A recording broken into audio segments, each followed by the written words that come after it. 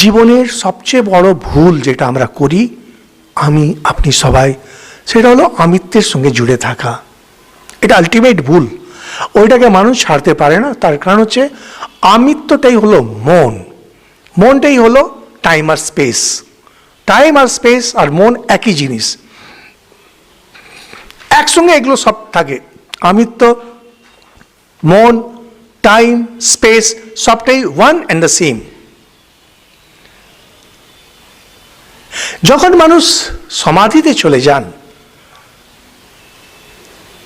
যেটা যাওয়া প্রায় অসম্ভব, ঠাকুর থেকে থেকে বলছেন, টন্ট করে বললো সমাধিটুকু শিখিয়ে দিন।